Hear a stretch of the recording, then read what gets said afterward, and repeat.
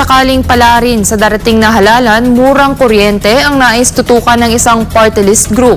Narito ang balita ni Carlo de la Peña.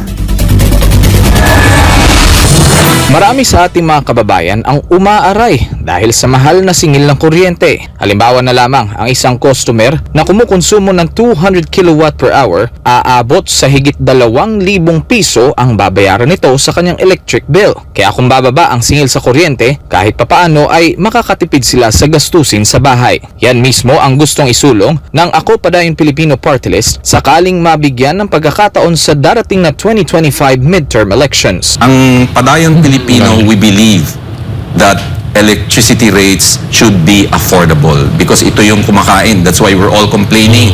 Mahal ang bigas, mahal ang lahat because we're paying so much.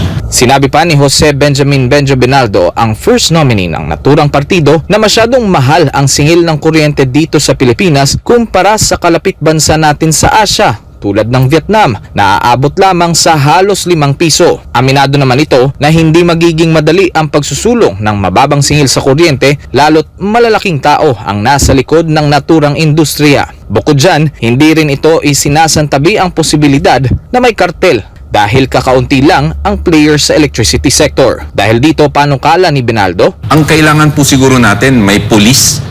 ERC should regulate even more kasi nakikita natin it's not doing well. maliban naman sa pahirap na dulot ng mataas na singil sa kuryente, nawawalan din daw ng oportunidad ang Pilipinas na magkaroon ng maraming foreign investors na magre-resulta sana ng mas maraming trabaho para sa ating mga kababayan. Samantala, bukod sa murang singil sa kuryente, nais ring isulong ng Ako Padayon Pilipino Party List ang murang pabahay sa pamamagitan ng pagbebenta ng lupang pag-aari ng gobyerno, tulad ng kanilang ginawa sa Cagayan de Oro City na piso-piso program. Para sa Diyos at sa Pilipinas kong mahal, Carlo de la Peña, SMNI News.